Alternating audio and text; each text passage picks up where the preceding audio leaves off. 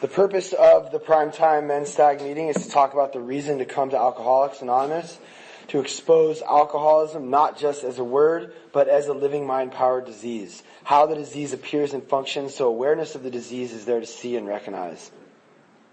Alcoholism is called ism because it is alive and functioning and needs to be treated. We discuss here strictly the disease as it functions in each of our own personal lives, the way our behavior is this day, the way we react or look at people, places, and things. We do not talk about drunkalogs, yesterday's problems, or blaming other people. We talk only about looking inwardly, describing how self behaves in the day that we are in. We do refer to steps, but only in describing the treatment or non-treatment of our disease today. This is not a step study meeting. First, we'll have a speaker who will talk about the purpose of coming to AA for approximately 25 to 30 minutes. Then we will have sharing or questions and answers. Sharing is strictly limited to 3 to 5 minutes. We want everyone to have a chance to participate. We do not allow foul language or disclosing the last names of others, as this meeting is recorded and recordings travel all over.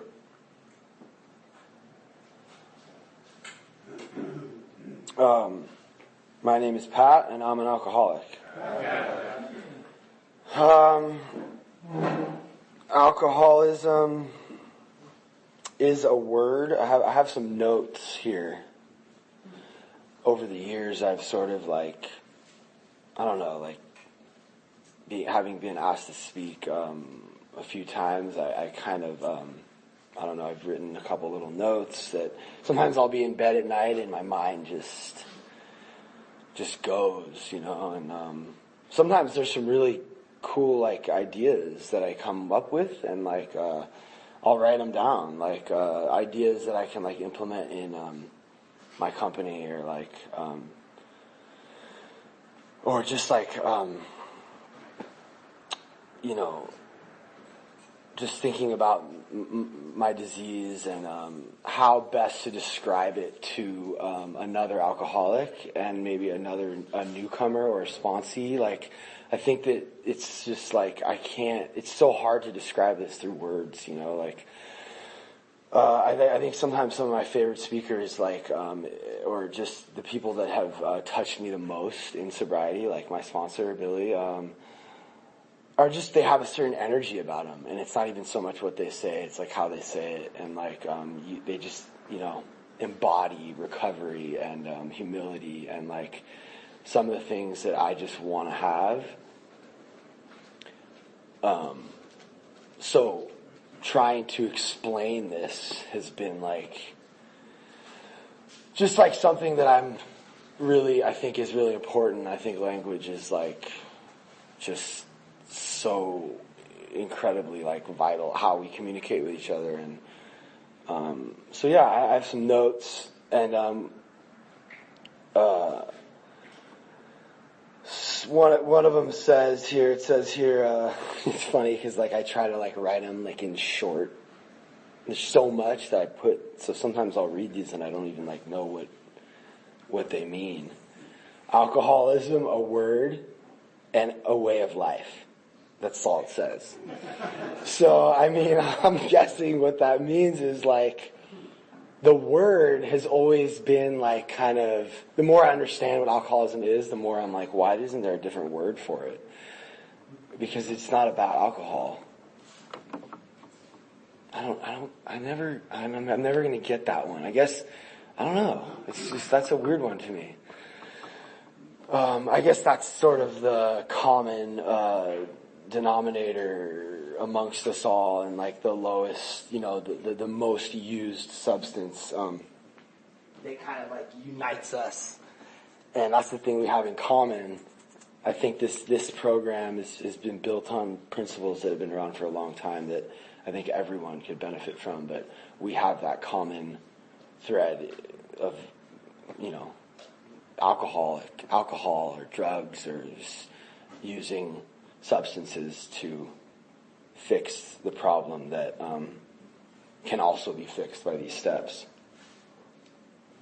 which is a much more effective long-term solution. And a way of life is like this really just is this is a way of life every single day. There hasn't been a single day in the past 12 years I've been sober that I haven't thought about alcoholism and this program. Every single day, I'm reminded of, it's kind of like getting, at times it can get like exhausting and overwhelming, and I'm just kind of just like, enough already. I'm like, enough already with this. And but then there's other times when I'm just like so grateful and so blessed to be able to have a solution like this, and I think that I've been able to help like a lot of people, and a lot of people have been able to help me. So I'll just kind of touch on my experience and understanding of these first 3 steps through this language, which is super limited. I mean, I can just say that I'm like, my life is just incredible when I let it be incredible. So like the steps have worked for me in my life, and like that's it's like a miracle. Like I was talking to Johnny last week about how I'm kind of like in a little bit of a rut. I've hit a couple like little, I guess you could call them bottoms in sobriety. And he just said, we give everything all the meaning there is. And it was just like, sort of profound in that moment. Like, it's an incredible concept. Like, if I'm upset or unhappy, it's because that's the meaning I'm applying to whatever I'm going through in that situation. That's it. It's all, I'm just labeling it that, and I'm seeing it as that, and I think that that's the way that I'm comfortable seeing things, as chaotic, negative, and competitive and hostile, and that's like sort of like my default setting, and I have to remember step 1 in those moments, which is that my life is unmanageable, my thought life is unmanageable, and I'm powerless over alcohol. I'm powerless over my thinking too. I think that for me today in the book, when I read the book and when I read the 12 and 12, and when I read AA literature, I replace drinking with thinking, because it's been so long that I haven't drank or even thought about wanting to drink. So it's like my issue is thinking, and this is the negative thought life. So I'm powerless over that, my thinking, and my life is unmanageable. I kind of, something funny last week, someone said, Rob was sharing, and he said, I wake up and, oh my God, what did I do? And it's like, oh no, I didn't do anything. And it's like, okay, now what has been done to me? It's like either you did something to me, or who am I mad at? If I'm not mad at myself for having screwed up, like, I'm immediately trying to look for someone else to be mad at, or to fix, or look for. And that's an example of how my life is unmanageable. It's crazy. How can you manage that? And nothing's ever good enough. And, I have found a way through a power to kind of accept everything the way it is, and actually be so grateful for everything I have. Because I came to believe in a power greater than myself. And every day, literally over and over and over again, I'm needing to be restored to sanity. I'm not like, can you restore me to sanity? And then I'm good. It's like, I think today, this will help me a lot. And thanks for asking me to speak, because I think I need this, Like, this is for me too right now, because I need to be reminded of how my life's turned around, I was at this retreat with some of my friends And this last weekend, we went to one of our friends' houses in Sequoias or above Kern River. I don't even know. It was some weird town. It was amazing. Like, this place was amazing. But I was kind of, I don't know. I was in my head, or everyone's got so much out of the retreat, and I'm like, so glad that everyone did. But I don't know. I kind of was just in my head and judging, and I don't know. Nothing's ever good enough, and I could get specific about some of the things that I was like tripping on, but I just think that like the common, or the you know, long story short, like I don't know. I just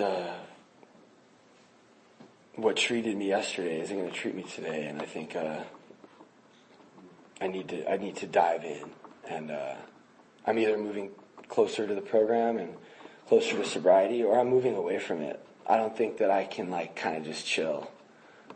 So I'm trying to move closer.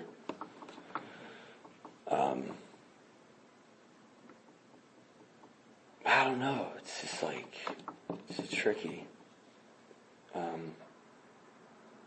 I don't know if it gets harder.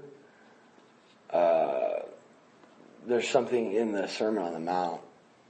I'm going to paraphrase, but sort of like the more spiritual you become, the more, the heavier the consequences of not doing the right thing are. So, you know, it's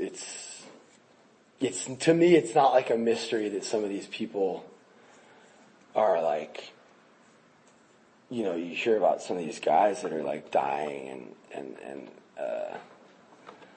guys that I like looked up to and thought these guys have everything I ever would want, you know, and they kill themselves. And it's like they've had a lot of sobriety or been in and out, and you know, it's you know, it doesn't just get fixed. So I'm standing here with like 12 years and just kind of in a rut, and I don't really know. I mean, I know what I'm supposed to do, and I'm doing it. Actually, you know what? I'm not praying as much as I should be praying, because there's something about praying. It's like It's like maybe I don't know for sure that it's gonna work. You know, it's like it's worked for me so many times, but it's not the immediate gratification that I want, that I'm used to. You know. I grew up with this phone, which gives you immediate gratification. I built my company with this. So now praying is kind of like, okay, maybe it'll kick in tomorrow or in an hour, or I don't know, maybe just the act of praying is, I think I just over-intellectualize prayer and I don't do it as much as I should. So kind of maybe telling on myself right now, and maybe I can just and make an agreement with myself that I'm going to pray more tonight, or like right when I'm done speaking, like, because we can do this like now. You know, I can't actually pray right now, or I can try to be with the power right now, but I'm not going to say, oh, I want to try to pray more. No, like I'm going to try to pray tonight, you know, on my knees before I go to bed, and like I think about praying when I wake up. It's hard for me to get up in the morning. But I wake up and I'm like going for my phone, and I'm like, I should just pray real quick before I get my phone. And then like I open my phone and start looking at my phone. It's like I know I should pray before I look at my phone, but it's so easy to look at my phone, and I just look at it. And there's, you know, I mean, there could be 17 text messages and 10 emails, because I don't get up till like noon, you know, and the world is already starting, so I'm already at like a disadvantage. It's kind of it's tough sometimes to And then I read like 7 of them, and one of them, I don't like one of them, So everything gets put into that, fixing that. And I've been listening to this 4 Agreements book on, it's really a cool book. It's like amazing how they're talking about a lot of the same stuff that we talk about in here as far as like external things not being the solution for us. And like they even go as far as to say that like, any sort of domesticated life is like just like a sickness, actually. And like this competitive way of life that we have, it's this fear-based, like I don't have enough money and we're trading. There's competitive, like, do you have more money in your bank account or do I?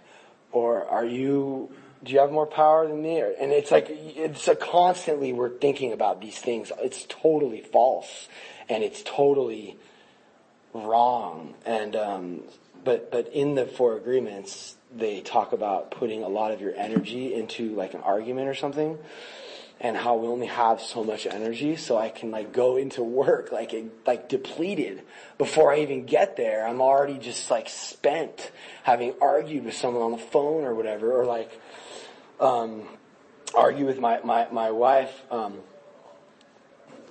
I don't really know. I'm not done with the book, and I've been sort of trying to read it or listen to it with my wife, but it's been really cool. But yeah, there was going to be some sort of me putting a lot of energy into that text, and then being exhausted, which is what they talk about in the 4 Agreements. And I think that the solution for that is to make some sort of an agreement, a new agreement with yourself. But I don't know. I don't know, I forget. And then, so yeah, I know that I know this power can restore me to sanity every day, again and again and again. And I need to make a decision to be willing to completely turn everything over to that power in step 3. So for a long time in sobriety, like I was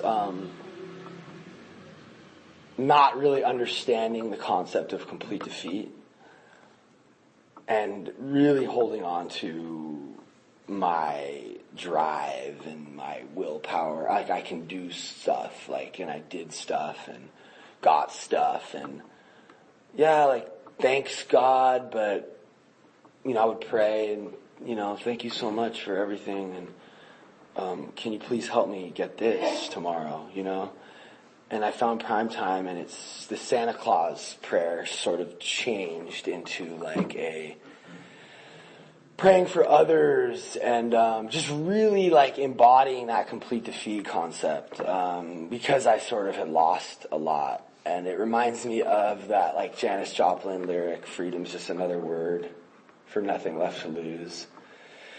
Which I love, because like once I lost all the stuff, I was so free and I was so happy, and I like had sort of hit a bottom in recovery and in sobriety, and was drawn to this meeting, suggested to go to this meeting, and was in enough pain to be willing to go to a new meeting.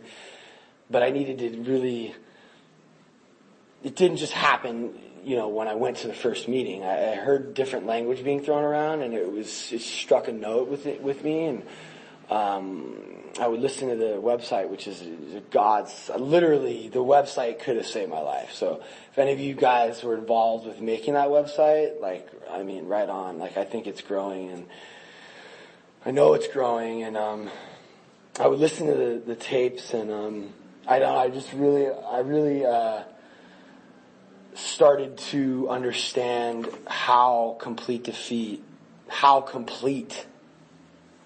the complete defeat needed to be. Like, it was like, I can't do anything with my mind. Nothing. And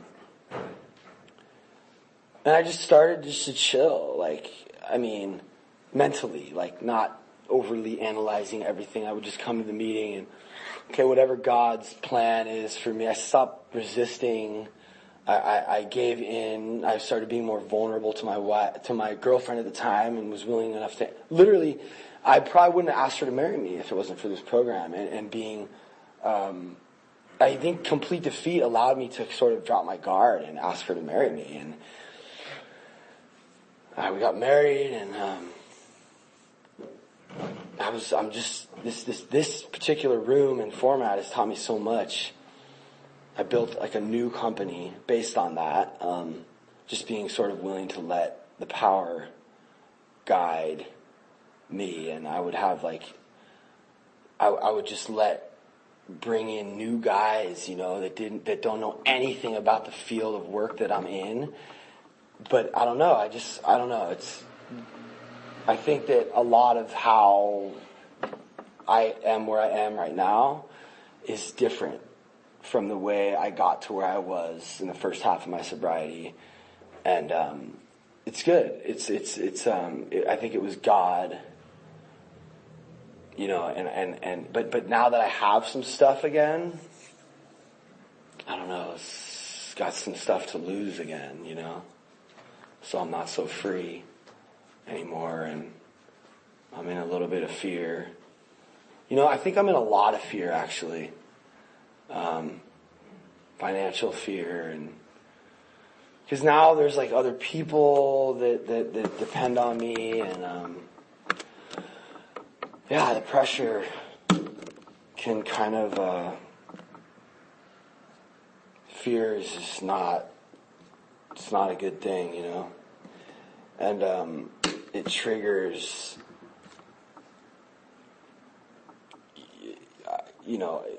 My defense, to fear is like anger, maybe some grandiosity, and I think it's all just because I'm a little bit afraid of something. I start acting out towards others, and why would I ever be afraid? There's only one reason I would ever be afraid. It's because I don't have complete faith in God, in my power. I know that God has always done everything for me that needed to happen for me, but it's just, ego creeps in and kind of edges God out a little bit, and I'm thinking I did something,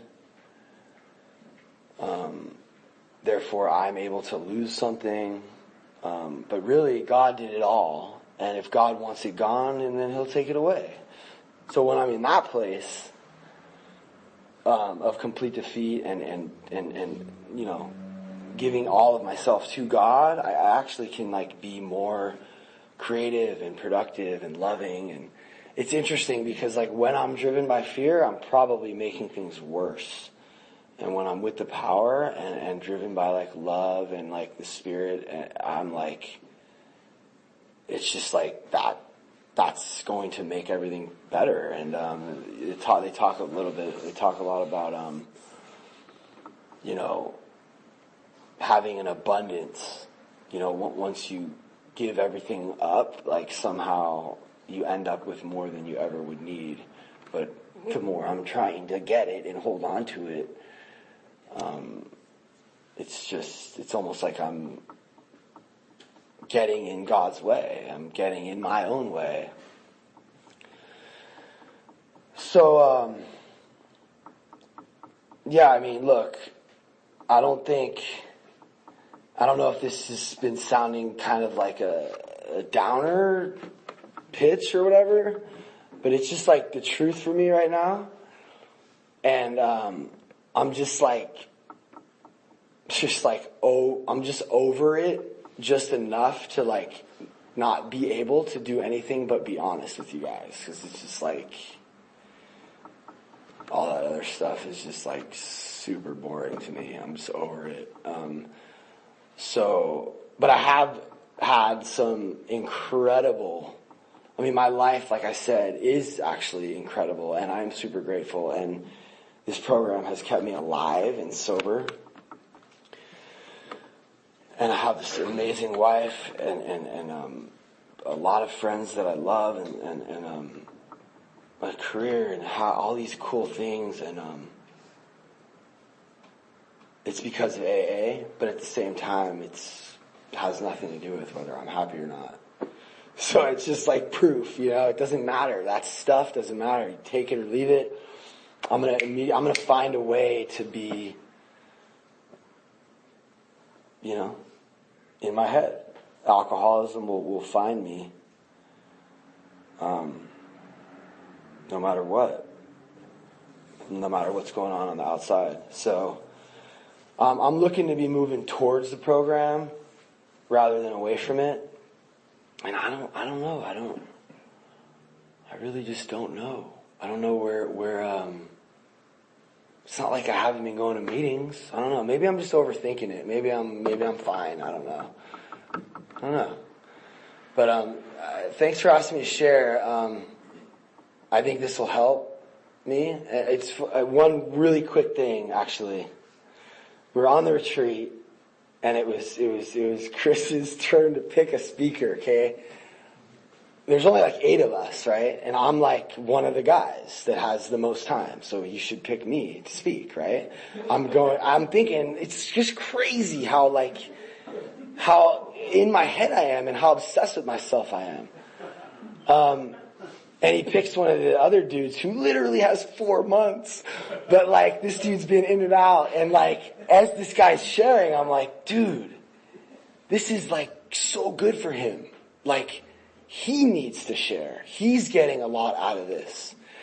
So thanks. I think that I'm going to get a lot out of this.